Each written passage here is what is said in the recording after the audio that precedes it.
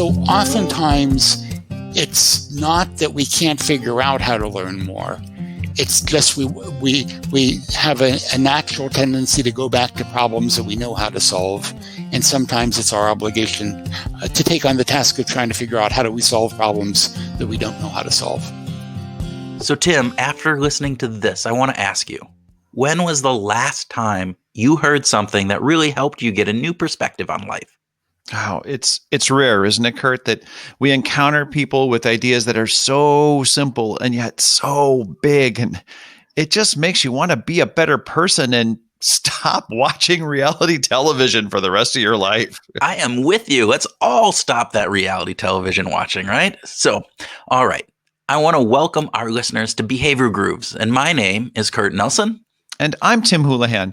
This podcast, the one that you're listening to right now, engages listeners in more than 120 countries every week. We're considered a global top 20 social science podcast by Chartable. And we were voted the #1 behavioral science podcast by the readers of Habit Weekly. These are 2 accolades that we are proud to have earned in 2020. Now, our guest for this episode is Max Bazerman, a Harvard professor of negotiations whose work spans decades and appears in the 21 books he's authored. We want to share the conversation we had with Max with you during the holiday season of 2020 because Max offers so much hope in the midst of a crappy, crazy year. We wanted to end our episodes for 2020 on a note of hope. More than just hope, we wanted to share the voice of someone, as his colleagues and friend Dali Chug might say, who doesn't just believe in gratitude, he absolutely builds it. He shares his vision in a way that makes me want to be a better person, to build a better life, expanding the size of the pie so that more people can share in its abundance. In negotiations, one of the hurdles that we have is getting people over what we call a mythical fixed pie, where they assume what's good for you is bad for the other side and vice versa. And to see that there's opportunities for joint gains from trading across issues and developing creative solutions. And for me, sort of creating more value in the world is just a extension of that from a 2-person problem to a 7 billion person problem or a 40 billion sentient entity problem. Wow. Isn't that the truth, Kurt? I mean, his mindfulness is inspiring. Now, we've been fans of Max's work for many years, but his latest book, Better, Not Perfect, reads like a capstone. And it's extra cool that he always seems to be building on the cumulative body of his own work. In that way, he's making good use of his creative work product. And even with that, he might see it slightly differently. But I think many of us, if we did an audit of how we use our time, might reach a conclusion that we could allocate our time a bit more efficiently. Max's worldview seems to be stitched together with the thread of human kindness. We found that to be incredibly inspiring, and we wanted to share it with you as we near the end of one of the most challenging years in modern times. Yeah, abundance, generosity, creating a better world through individual choices are all themes in Max's conversation with us, and we hope you find them as inspiring as we did. All right. We don't want to give too much away, and we don't want you to get his comments out of context, so we invite you to sit back with a Silver Oak Cabernet or a Sam Smith Stout. Now, you're going to get that in a minute. And just enjoy our conversation with Max Bazerman. Max Bazerman, welcome to Behavioral Grooves. Thank you for inviting me on your show. It's terrific to be here to talk with you. Yes, well, we're excited as well. Let's get started with the speed round. Kurt, you want to get started? I will. So Max, coffee or tea? Which do you prefer? Coffee. Quick. Oh, okay. I like this. He's a speed round guy here. Yes. Would you rather have dinner with your favorite sports star or favorite musician? Musician. Okay. Oh. Anyone come to mind? Just I know. Like young contemporary folk singers, people like Aoife O'Donovan, Tracy Grammer. Oh, yeah. Excellent. Okay, good. Singer-songwriters. Yeah, perfect. Okay. Would you rather have a Silver Oak Cabernet or a Sam Smith's Chocolate Stout? Wow, you've done some homework on me, so I can't give a simple answer to that. But the answer is I'll go with a silver oak because it costs so much more. I can go buy the Sam Smith Oatmeal Stout on my own. But you picked kind of best in category in wine and beer from my perspective. So I don't know who you've been talking to, but you've been talking to one of my friends to have that question. So yeah, so silver oak, Cabernet, Alexander Valley, which is the less expensive of the two expensive options, Yeah. is about as good as wine gets, and Sam Smith's Oatmeal Stout. I would also say that a lot of Querciabella wines from Italy are way up there to go with it. Oh, fantastic. Well, I am a big, not so much the Cabernet drinker, but the Stout drinker. I am definitely one. And I have not tried the chocolate stout by Sam Smith. So that's it's now on a buy list for me. So yeah, so I don't know how health conscious you are, but another reason to go with the Silver Oak Cab is that the bad points in terms of things that cause cholesterol probably 4 times as bad on the oatmeal stout as on a good dry Cabernet. Well, I will go in moderation. So there you go. All right. I love that. Let's just justify wine right away over stout. I think that's a good place to start. Okay, last speed round question for you. Is it okay for someone to enjoy their increased goodness? Absolutely. It's even better for them to enjoy their increased goodness. So, and in the book, I use the term maximal sustainable goodness because I think that if we push people beyond a certain level to do good, it just won't become sustainable. So far better to encourage people to be better in a way that they actually enjoy being better and want to continue on constant improvement in their life.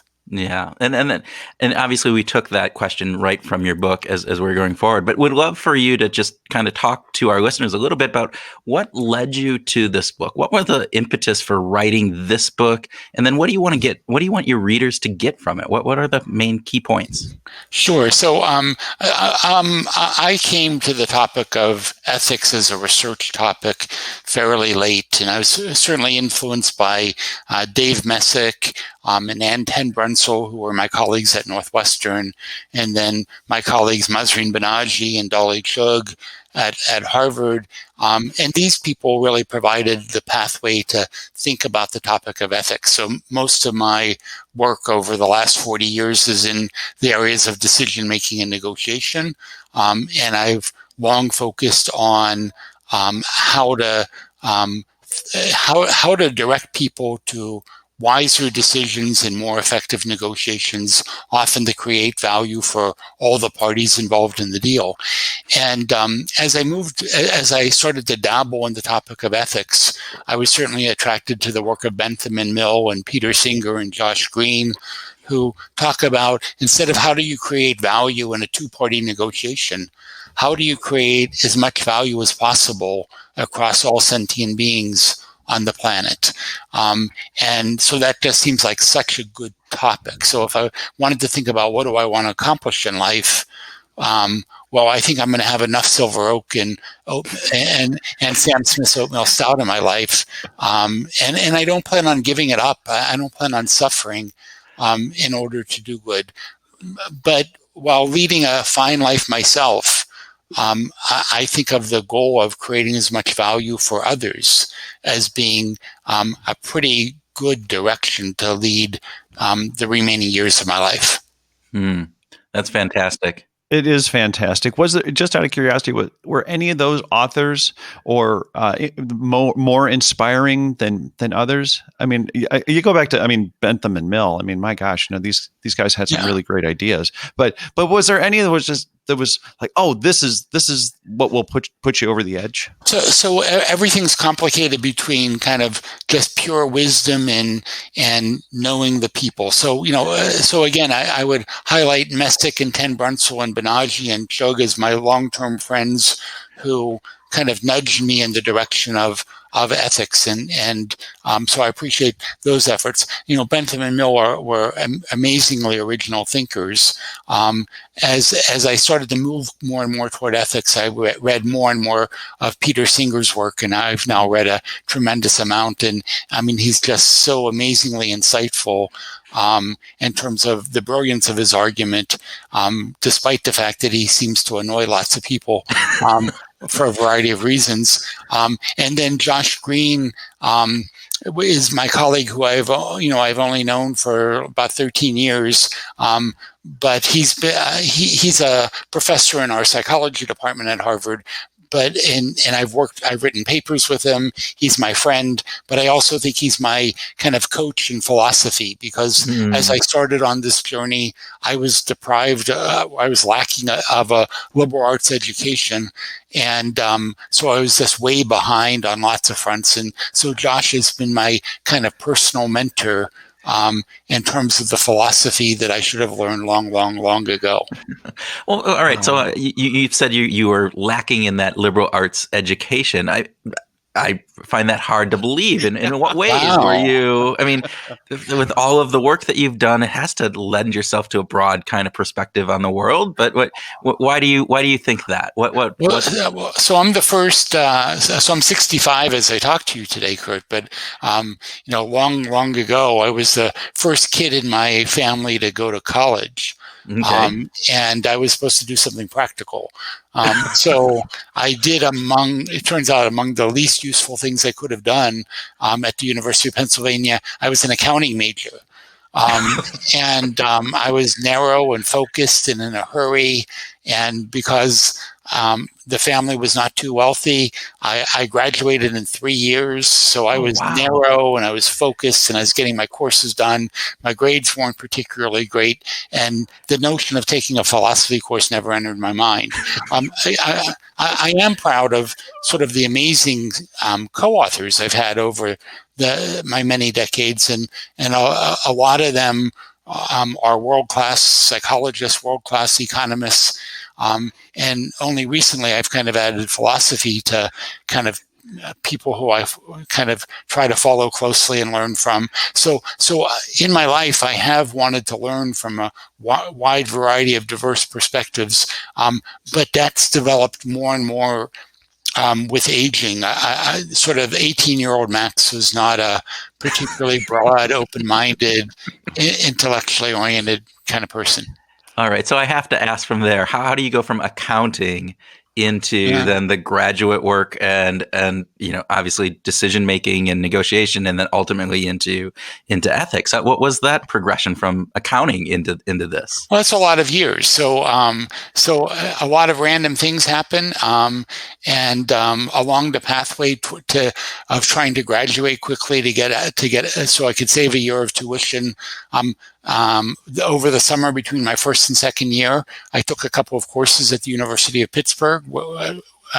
Pittsburgh was my home, and I was home for the summer, getting a couple of credits completed, and I kind of learned about psychology. And by the time I returned to the University of Pennsylvania, I joined Marty Seligman's Learned Helplessness Lab and spent a lot of time hanging out with psychologists, and I found the whole world of psychology far more interesting than I had found undergraduate accounting classes.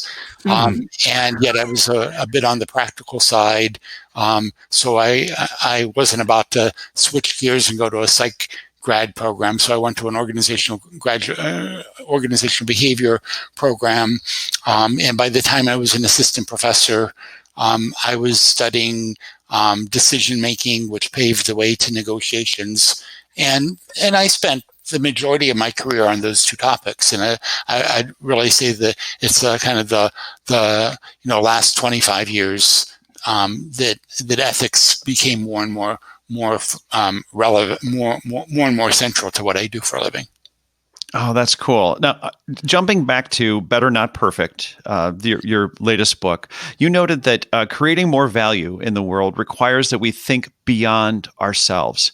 So what do we have to, what do we need to overcome in order to do that? Because this is hard. It's hard for us to do, right? We don't do it all that well. So what do you think we need to overcome? Yeah, so if I'm going to go back and talk about negotiations for a little bit, because in negotiations, one of the hurdles that we have is getting people over what we call a mythical fixed pie, where they assume what's good for you is bad for the other side and vice versa. And to see that there's opportunities for joint gains from trading across issues and developing creative solutions.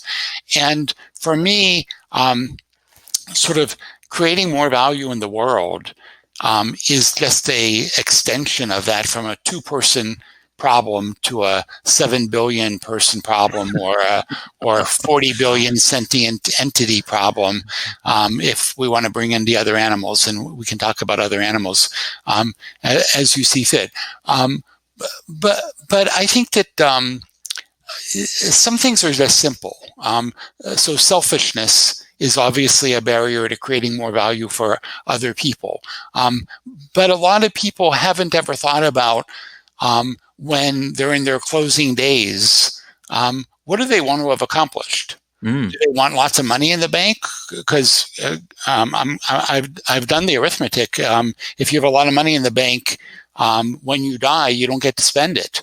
So it's unclear what the money was for.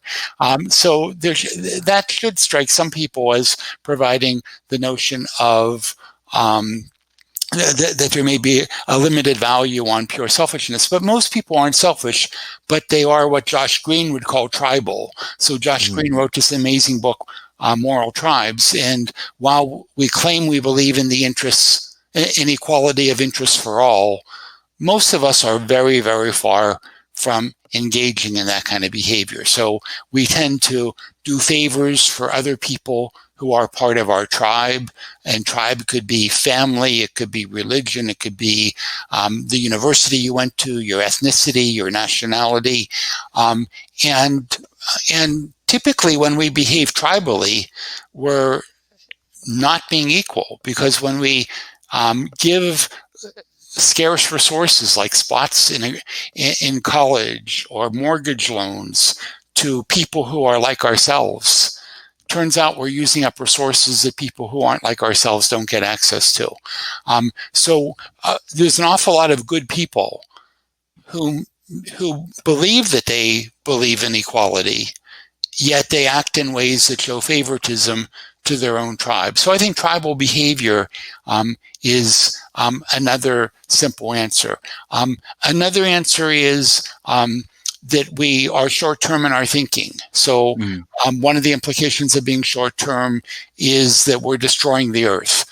So we're kind of destroying the environment so that future generations are going to get stuck with our bad behaviors regarding climate change. Or you can see what happens politically in terms of growing the national debt. So who's going to pay that debt? Well, I'm 65. I'm not. I get to move on and skip that debt. But that debt's going to be left on future generations because of our dysfunctional behavior. So whether we think economically or environmentally, we see that we engage in short-term behaviors where we're basically sliming the next generation. And there's more value to be created across all entities, those who are alive now and those who will be alive in the future, by taking a longer-term perspective. I think that there's value that's destroyed because we don't like speaking up.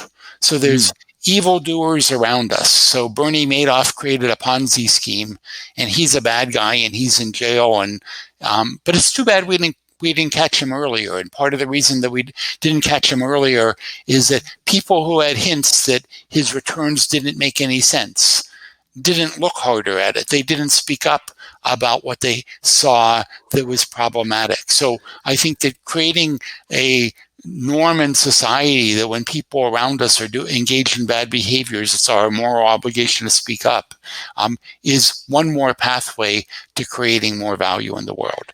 You mentioned one of the chapters in the book or sections in the book was titled "Not Noticing is Not a Good Excuse," and this last part that you talked about with Bernie Madoff and various different pieces, I think, really highlights that point. So, what is it that we can do in order to to go about our lives more so that we're noticed. Or I know you said that you called yourself a first class noticer, or you're trying to become a first class noticer. So how do we, just as normal folks, go about trying to become a first class noticer? Yeah. So Kurt, I'm sure I didn't claim to be a first class noticer, but rather I strive to do that. And so I wrote a book in 2014 called The Power of Noticing.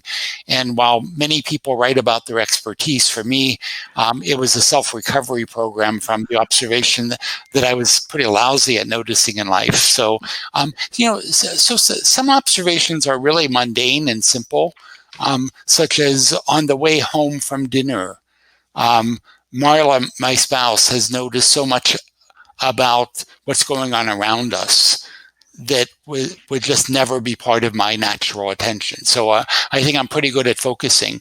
And I always thought that was pretty good until I started to see so many examples of people who are trained to focus, who miss critical events. And it's easiest to see in stories that we can see in the newspaper, but I think it's relevant to all of us in lots of different contexts. So I mentioned Madoff, but we could also talk about the Theranos board, where Elizabeth Holmes develops this miracle drug testing system.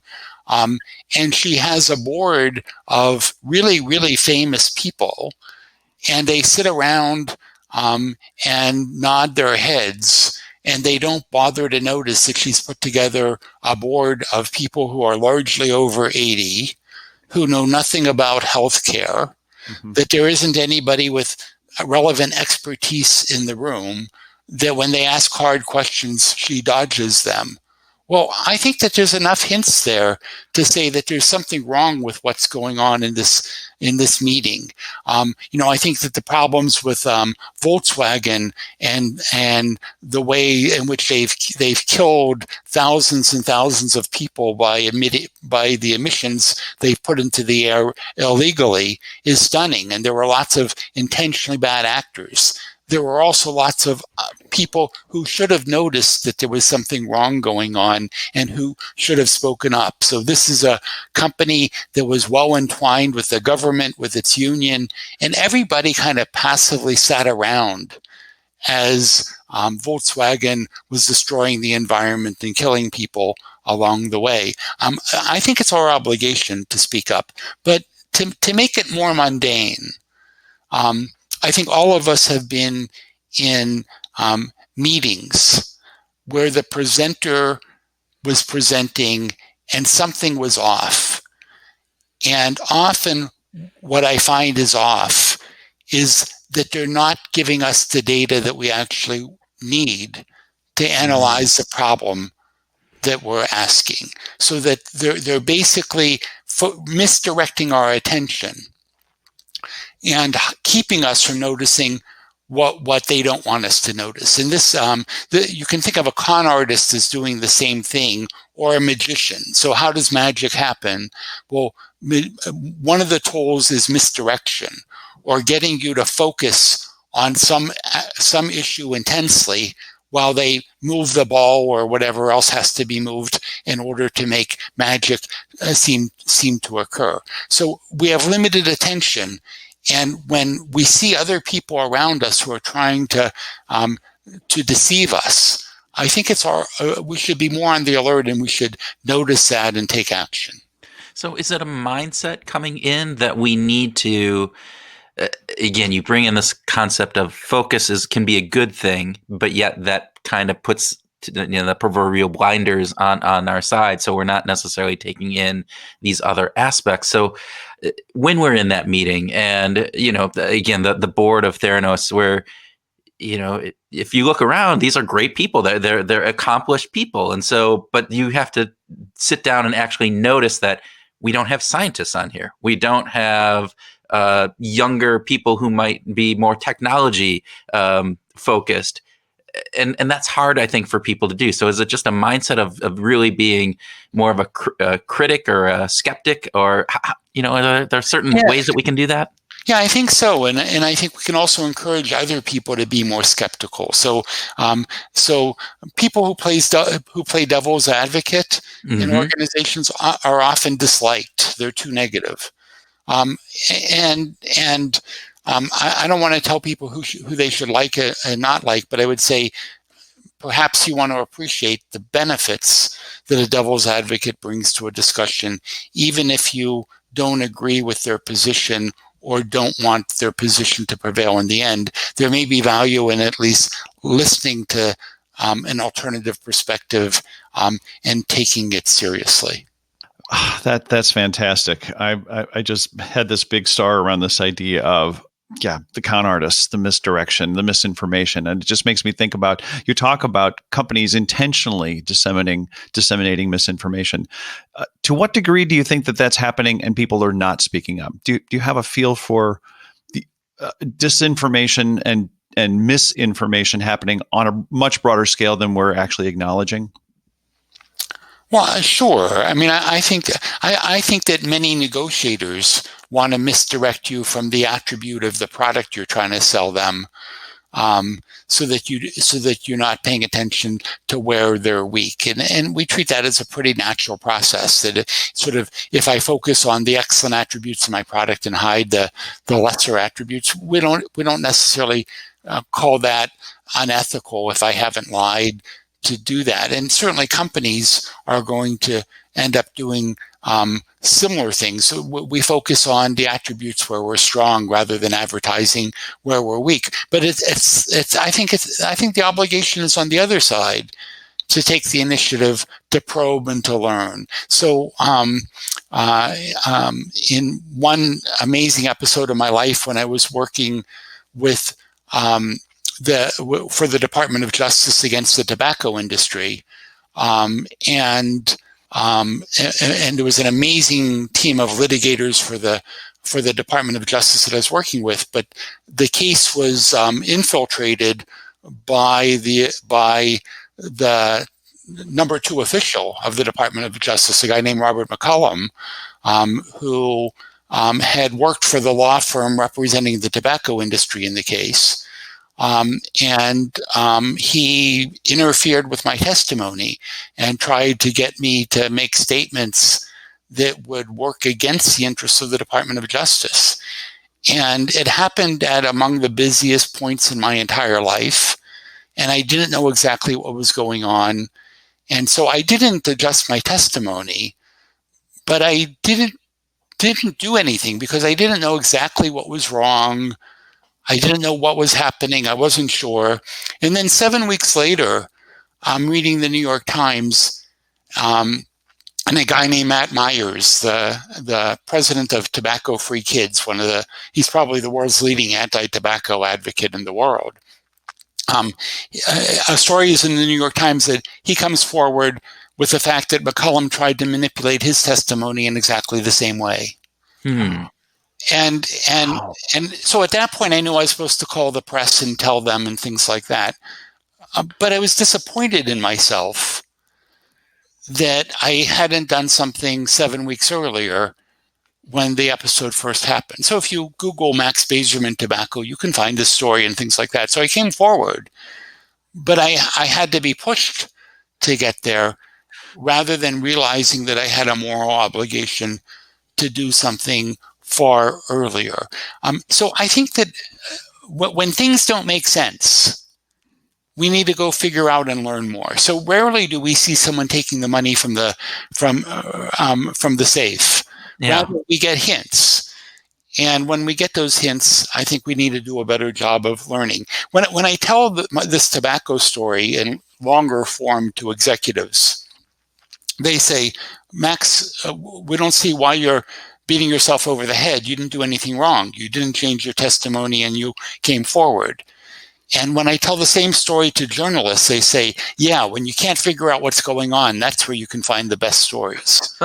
So there's a kind of a different mindset to this. And I think that a lot of leaders might want to have more of the journalist mindset on that problem of when you can't figure out what's going on, that's the best time to dig in and learn more.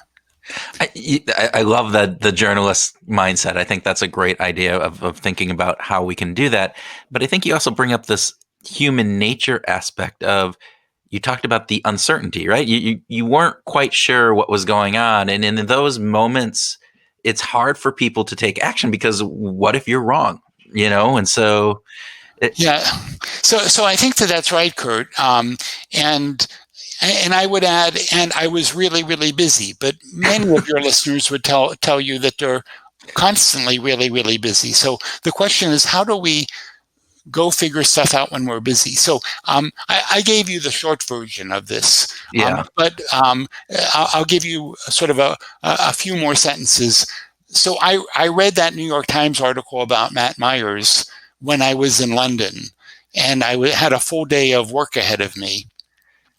So I called my spouse, Marla, and told her what I just read. And I said, can you figure out what I'm supposed to do about that? Okay. And then I went off for a full day. So I read this at 5 a.m. when I woke up in kind of an alert state of jet lag. And by the time I came back from a full day of activity at 5 p.m., Marla sort of told me the not-for-profit legal firm that was going to represent me, and told me what journalist was about to cover my story for the Washington Post. And the fact that sort of Marla could have that happen in a small number of hours highlights the fact that I could have acted on the information when I first confronted it, and made a couple of phone calls to Washington to figure out what I should have been doing about it. So oftentimes it's not that we can't figure out how to learn more. It's just we have a natural tendency to go back to problems that we know how to solve, and sometimes it's our obligation to take on the task of trying to figure out how do we solve problems that we don't know how to solve. It almost sounds like your own trolley experience, your own trolley problem. Like, what should I do here? Am I gonna push the guy off the footbridge or not? And I don't know if I should do that just yet. Yeah, so I would say it a little bit different in the sense that I would say, if you asked me in the abstract, what should someone have done in the episode that I found myself in, I think I would have come up with an answer that would have said you need to figure out what just happened. Yeah. Okay. But in the midst of it, I think it's just very easy to do what's easy in the short term rather than what you should do in the long term. Yeah. I think that's a very insightful piece, right? Abstract is very different than the real world that we live in. And as you said, we're all busy. We're all, everything's going on there. I want to go back. At one point, you talked about you'd like to see us move away from descriptive accounts of what we actually do when it comes to moral decision making and more towards a prescriptive approach. We can do better in the real world, you note in your book. Tell us a little bit about what does that mean for people, and what are we trying to get at with that prescriptive versus descriptive? Yeah. So before I get to ethics, going backwards to decision making and negotiation, my work in both of those fields has tended to move not away from, but to combine prior perspectives. So to take normative perspectives of how we should behave versus descriptive perspectives of how we actually do behave, to find something in the middle that prescribes how do we move more toward what we think we should do. So in behavioral economics, we hear the term rationality. And rationality is what we should do, where rational is to maximize whatever it is that you want to maximize. But Kahneman and Tversky and others have sort of highlighted the systematic and predictable ways in which we don't behave rationally. And in the last 2 decades, we've seen a move toward, and what are we going to do about it? And so we see answers like move out of our system one or intuitive thinking to more deliberative thought. We see answers like we can nudge people to move them into the right direction by the work of Thaler and Sunstein. So we've moved from sort of stating the normative goal versus the description to prescribing how do we move people in the direction we want. Better Not Perfect tries to do the exact same thing in ethics. So we start with a normative benchmark. The normative benchmark that I use is utilitarianism, which is an unfortunately poorly chosen title, but basically saying an ethical decision is one that maximizes cumulative welfare in the world. Okay, so that's a goal state that Bentham, Mill, Singer, Green would push us toward. And then there's a whole psychological literature on behavioral ethics, or how do we actually behave. And what I do is I try to blend the two to provide a prescriptive approach of how do we move your behavior in a way that you will accept and choose to follow, that will move you in the direction of utilitarianism, but kind of like rationality, with the awareness that you're never going to quite get there. You're never going to engage in a set of behaviors that will create the most value possible, because we all have some selfish motives, some tribal motives, etc., that are going to keep us from creating as much good as we can. And that's certainly true for me, but I'm pretty happy with the idea of I could be much better next year than I was last year. And if I keep on having that attitude, I think that could be a path toward my maximal sustainable goodness. Yeah. I have my family, we create a family charter kind of thing. It was from one of the episodes we did. We had a recommendation from a school psychologist who was talking about one of these things that you can do with your family to help them do that. And one of the principles that we have in that is be better. We try to get better every day. And so I like your concept of this. I want to be hopeful that next year I'll be better than I am today. And I think it goes back to what you started at the very beginning when you talked about this maximal sustainable goodness, right? It's this idea that this perfect utilitarianism probably isn't sustainable for most people. And so you have to figure out exactly where it is that you're going to make that best effort to make the biggest difference, but yet still be able to do that next year and the year on and the year after that. So yeah, I think that's exactly right. I'm also inspired by Dolly Chug's book, The Person You Want to Be, where she talks about a distinction between being a believer versus a builder, and she primarily is focusing on in the world of ethics on sexism and racism, and she highlights that there's lots of people who believe in greater equality.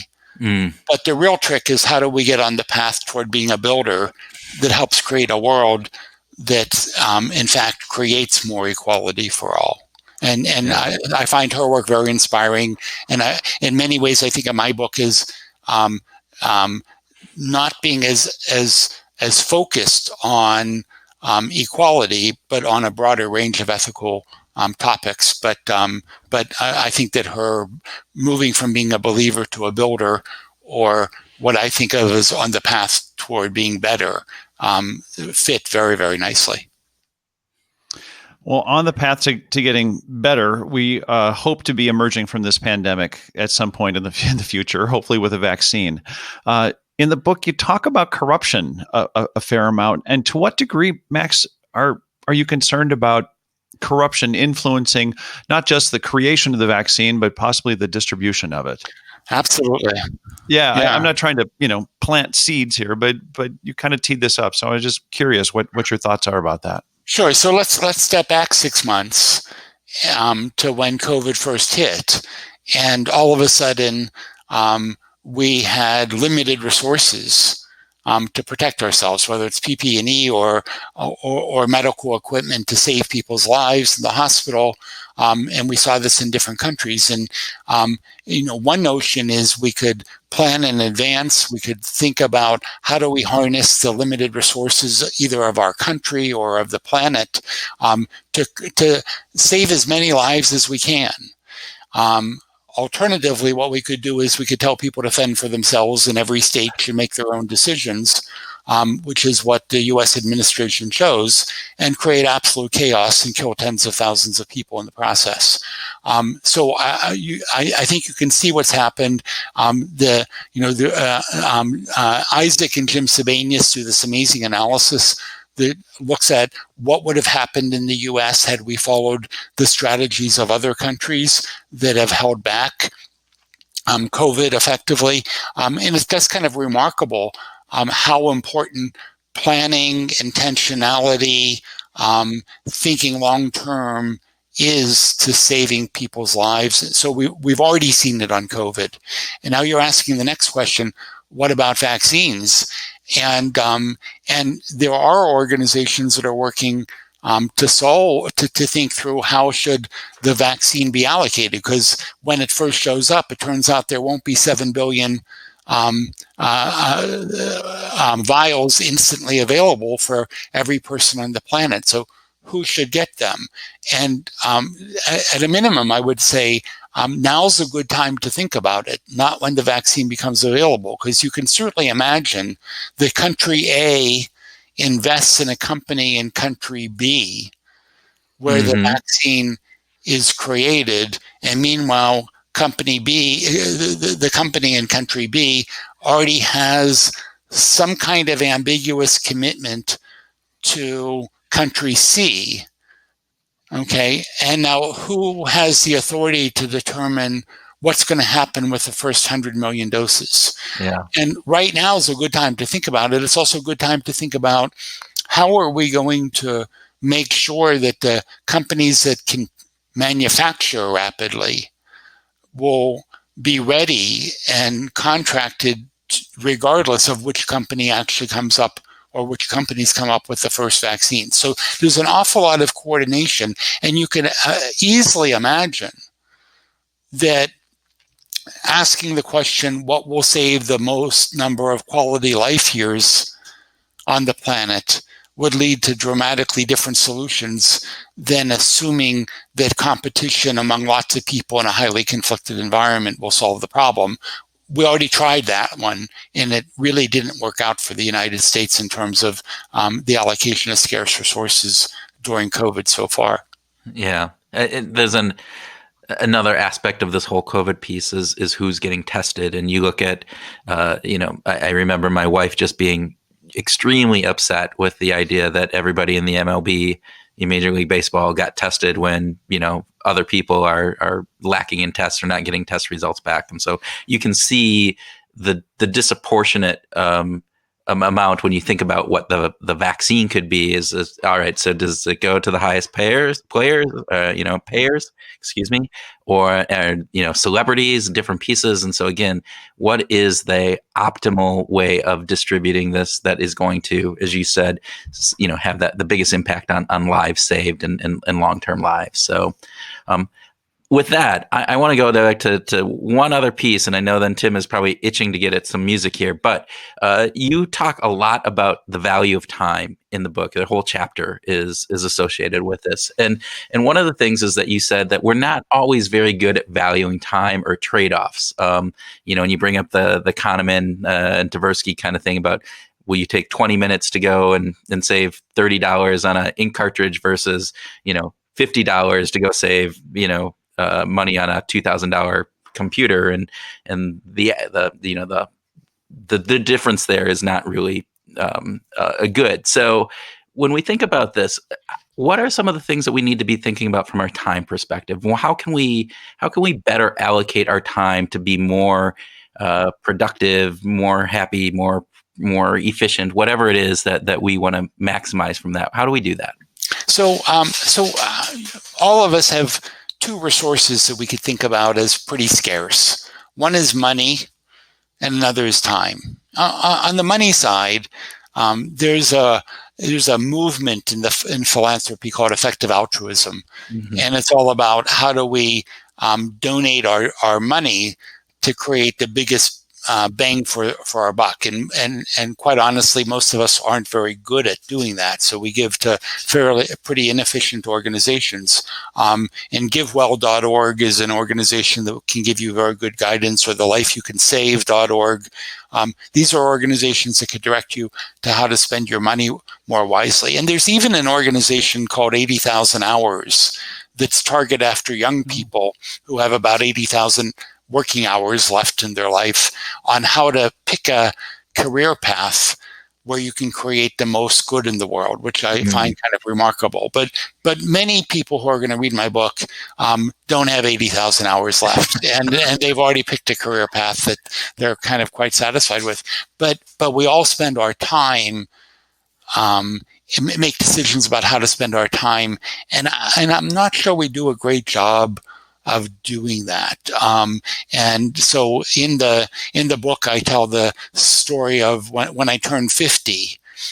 My birthday present to myself was I quit 4 editorial boards because I kind of reviewed my life and thought about what activities am I doing that I neither enjoy nor do I think I'm being all that productive by pursuing these tasks, and reviewing lots and lots and lots of academic papers just didn't seem like the best use of my time. And I completely believe in the peer review system. But at the age of 50, I also thought I knew lots of 30-year-olds who actually wanted the work, who would pay more attention and do a better job. So, and I thought I could use my time in ways that created more value. I think all of us could sort of think about the question of not would it be nice to say yes to that request, but is that the best use of my time? I've also attended far too many charity dinners where they try to serve me a rubber chicken, and as a vegetarian, I knew that I wouldn't have even wanted it before I became a vegetarian, and I sat through a boring evening. I was happy to make the donation, but the 3 hours of time was not how I wanted to best contribute to society. So I think we could all review our lives, and I'm sure we would come up with different answers and different assessments. And I don't mean to tell anybody what they should enjoy doing, but I think many of us, if we did an audit of how we use our time, might reach a conclusion that we could allocate our time a bit more efficiently. Yeah, you talk about comparative versus absolute advantages as part of that time, and you bring in a really wonderful story about you and your wife walking the dog or cooking dinner, and you know your wife is absolutely advantaged on both of them. Exactly, it's true. Comparatively, doing dinner is a much better use of her time. I do want to highlight that I can load a dishwasher shockingly well. Okay, but back to the 2 tasks that you picked. It is true that the dog likes Marla better than she likes me, and it's dramatically true that Marla can cook much more effectively than I can. So basically, in that example, I highlight that if we have 45 minutes and the dog has to be walked in, dinner has to be cooked, despite the fact that the dog would rather have Marla as her walker. I think that the right allocation to create value in the world is that Marla works on the food and I work and I take the dog for a walk, which by the way, I'm pretty good at. I like my dog a lot. But I think it's just a nice, simple example. Sometimes you hear people saying we divide everything 50-50. Well, to me, that sounds like that has to be wrong. Because we're missing the opportunity that Ricardo talked about in terms of comparative advantage when we don't allow those who can do one task and enjoy that task more, be in charge of that task and make trade-offs across different issues. Yeah, fantastic. Yeah. Okay. We got to get back to Tracy Grammer and the singer-songwriters that you're listening to. What's on your playlist these days? Do you have a COVID playlist? Has it changed? No. So Tim, I can tell you take music much more seriously than I do, and I have to tell you, Marla also controls the Pandora station that we're listening to most of the time, and so the only time that I really need to even think about these issues are when I go for a long drive without Marla, and I might want to think about sort of what I'm going to listen to as I drive.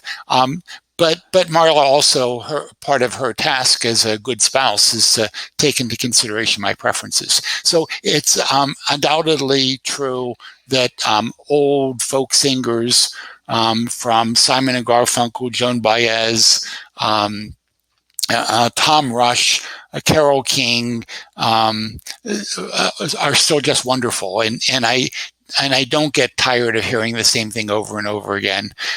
So I'm very happy with music from when I was a young person.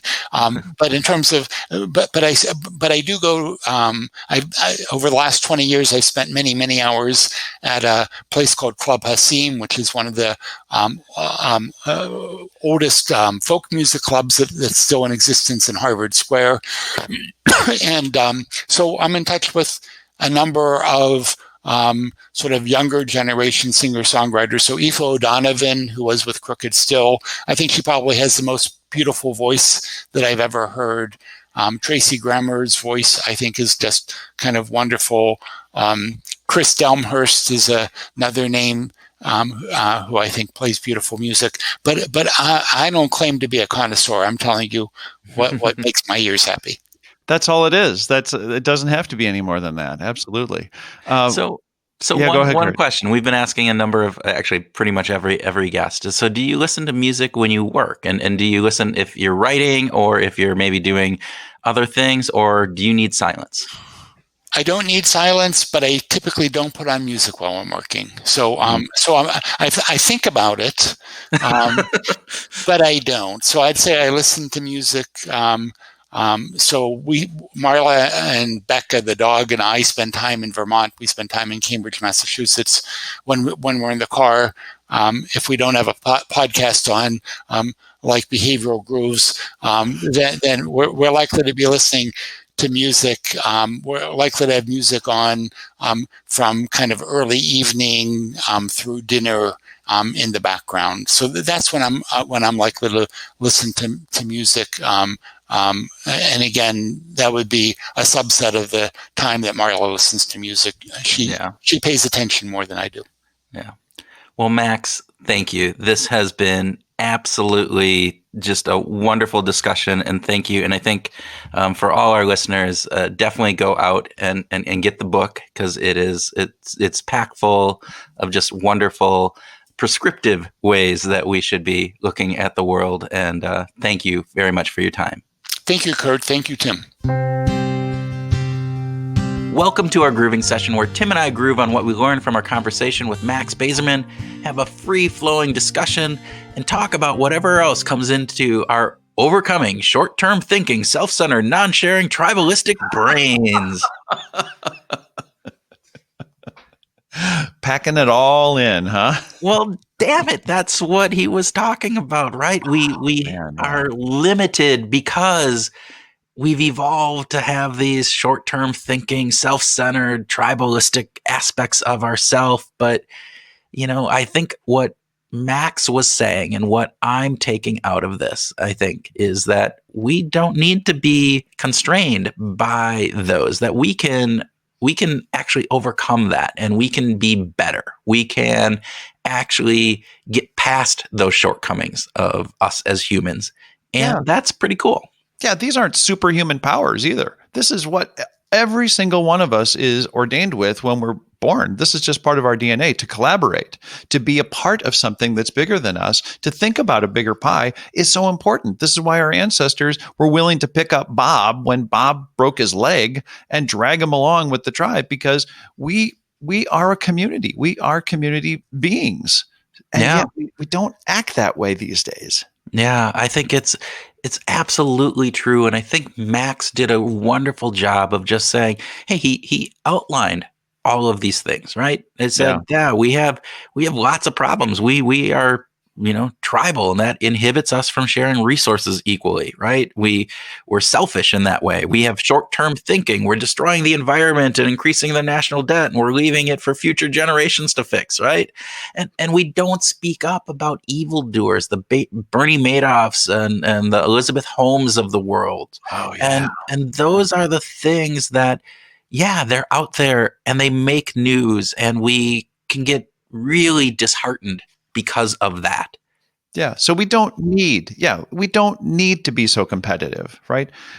Kind of getting back to this idea of this myth of thinking that we have a fixed pie. We can build the pie. The pie continues to get bigger all the time, right? Yeah.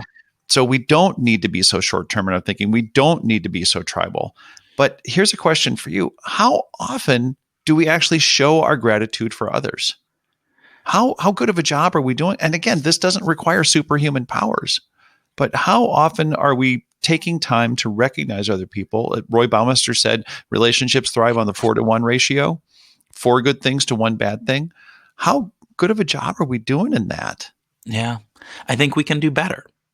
We can always do better. We can do better today than we did yesterday. And we can do better tomorrow than we do today. And so gratitude is one of those things.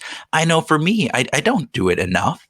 I don't tell the people who make an impact on my life, big or small, all of the time what they do. And particularly given the pandemic that we're in, we have less of those bump in moments that Liz Fosseline talks about. So we have to make a concerted effort to go and to make that gratitude there. But if we did that, if everybody did that, I think we'd have a better world, right? We could also have a better world if we paid attention to people who have good salmon recipes but are on opposite sides of the political vein. If we just took the damn salmon recipes and enjoyed it. Well, and felt that, hey, because they're on the other political side, if they're on the other tribe, that doesn't influence how good their salmon recipe is. Exactly. I mean, they may look different, dress different, have different customs, but we can learn from them, right? And so how often do we find ourselves recognizing that we learn something cool from a particular person or a particular news source that may not be the news source or the person that we typically learn from, and to just be open to those opportunities. As you said, wasn't that Annie Duke who talked about the fish recipe from that? Right? That the idea that we, if they're on the other side of the spectrum, that they are just an innate evil person and I can't take any insight from them and they'd have no redeeming qualities, I think is one of the worst things that can happen. And again, showing gratitude, being open to learning from them, taking the initiative to go out and to try to learn from them, that's where we're going to really improve our lives. Yeah. And just one last thought on this. I've seen it with friends of mine who are on the left who are really irritated with Trump on many, many levels. And they are not giving him credit for Operation Warp Speed, which I think is a perfectly good name for if you're 13 years old, but not for a vaccine for a pandemic. But the fact is, they got it done in amazing time. It is a remarkable. Now, I don't know what kind of corruption there might be on the back end. I've got to do some digging, and I'm curious about that. But in some ways, so what? Like, we've got really, really great results from the process that they use, because we've got a vaccine within months of discovering that this is a global virus. But even what you just said, Tim, I think we have to stop some of that thinking, is that the idea that we're grateful, but there has to be something nefarious on the back end. Like, what's the graph that's going on? And I'm not saying there has to be. But you're going with that, an automatic thing. And it's a natural response, right? They're on the other side. They always do evil things. So what is the evil thing that they're doing now? Even if this is a good outcome, there had to be some, evil aspect, and evil is probably the wrong word, but there had to be something. We have to stop that thinking. We have to say that salmon recipe is great, and they didn't get around it by, torturing somebody to get that salmon recipe or paying somebody off to get that salmon recipe. They just did it, and that's okay. And we need to be better at just saying, there's good, and I will quote this, and people may take this the wrong way, but there are good people on both sides. Oh, of course. And yes, you can denounce the bad deeds that they do, and you can denounce all of the bad deeds that they do and all of the horrible aspects that they do. But, some of the worst people in the world, there are some redeeming qualities about them. And let's try to find those.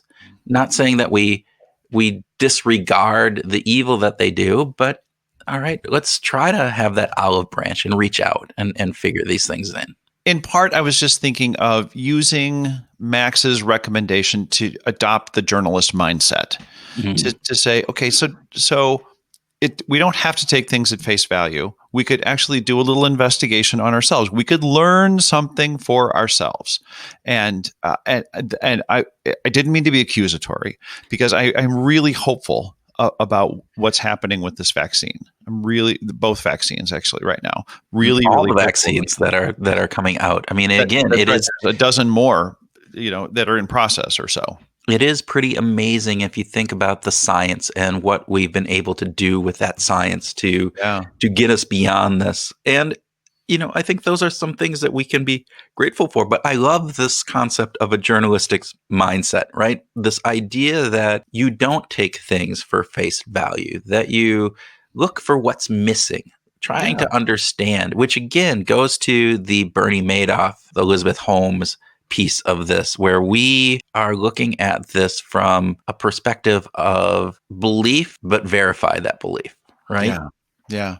And I love how Max gave the story of you talked to the corporate executives about a particular situation, like his whistleblowing situation. They're like, "Oh, you did just great. Don't worry about it. You were right in there pitching, because you did it took a while, but you came around." And then you tell it to a journalist, and like, "Well, something was missing." Yeah. So that's where the good story is. And I just love that as an example of thinking about, if we adopted a more journalistic mindset in the way we look at information that we get and things that we hear, we might all be happier by having a better knowledge of and better information about what's going on in the world, rather than just believing the baloney and misdirection and misinformation that comes to us all the time. Well, and I think that goes into this piece that he talked about again, the tribalistic aspect up front, and going back to our conversation with Steve Martin and Joe Marks about the messenger, and to be a journalist, a real journalist who's looking beyond the spin to try to say, is this person who I trust and believe, and is this messenger that I put my faith in? You have to be a journalist and just say, all right, well, is that really it? And don't just go to the sources that you normally go to. Go to sources that are outside of your comfort zone. What are they saying about things? And I am saying this as a person who is on the left of the spectrum, and I, just like you, tend to believe certain things about people on the other side of the spectrum.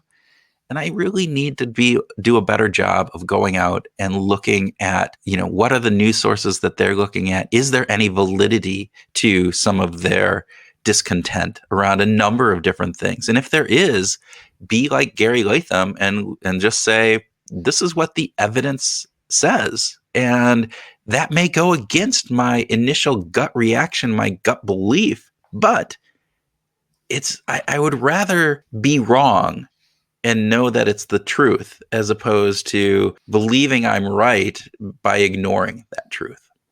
That is really well said. That is really, really well said. Wow. I'm gonna quote that one. That's pretty fantastic.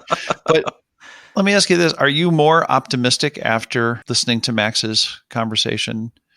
I mean, we had a tough year, and I'm just wondering, do you feel a greater sense of elevation in your spirit after listening to Max?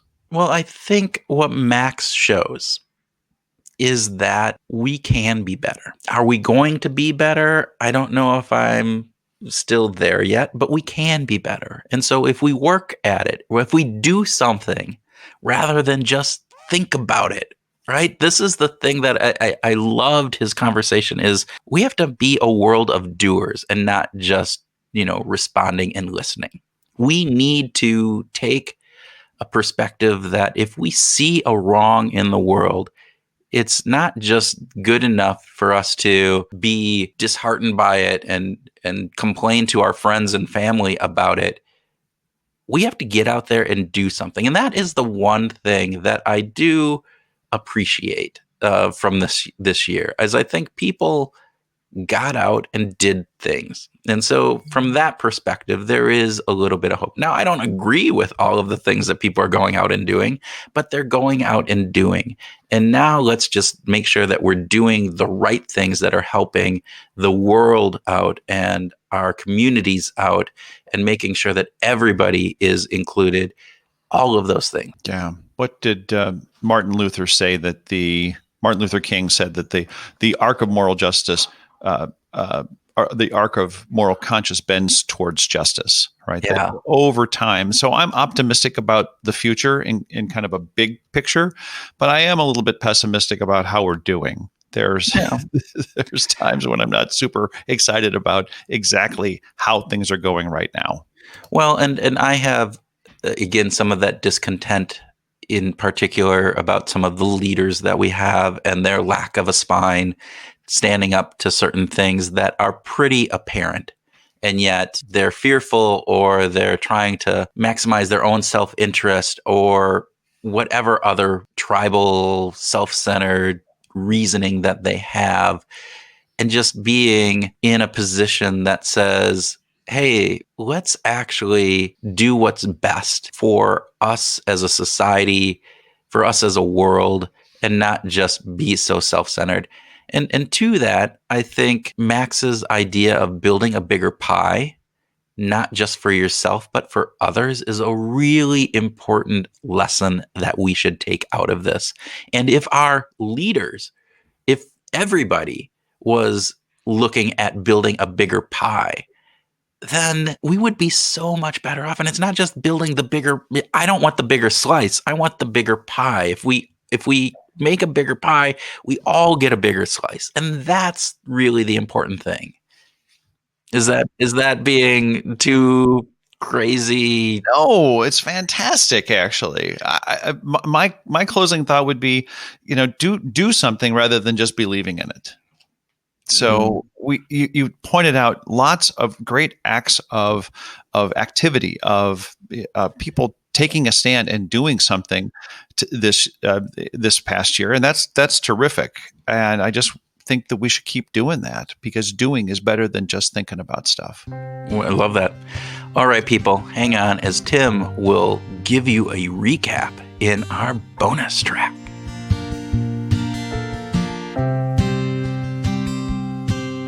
Hey Groovers, this is Tim with your bonus track and groove idea for our conversation with Max Bazerman.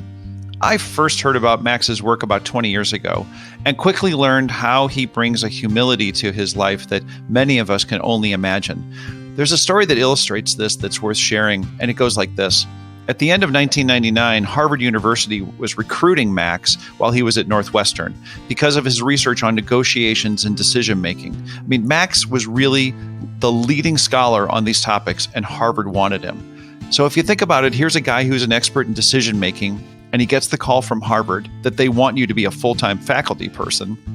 And like anyone, he was flustered and not really of a rational mind at that point, and he didn't want to blunder his decision.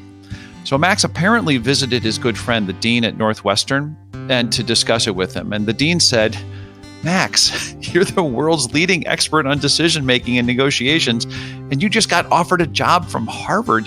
What do you want from me? You've got this.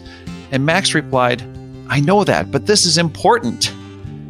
Well, Max's approach to leveraging the independent perspectives of others is so meaningful to him that he used it on himself. Max also stressed how important it was for us to be aware of the world around us and use the journalist's mindset. Investigate, ask questions, learn something new. These are the hallmarks of a life well lived, he says. And to quote Dr. Martin Luther King, Max believes that the arc of the moral universe is long, but bends towards justice. At least as long as you're building and not just believing. So for your groove idea for this week, we want you to take an inventory of how you spend your time. You don't need to beat yourself up about not being perfect. Remember, the title of Max's book is Better, Not Perfect. But take an inventory of your time for the past week, or maybe past couple of weeks, and make some decisions about how you'd like to make some tweaks for next week or the next month. Not the rest of your life, just next week. As Max said, think about creating value for others. You'll find yourself a happier person. With that, Groovers, it's time to end this episode and end this year. Goodbye 2020, and we hope that you go out this next year and this next week and find your groove.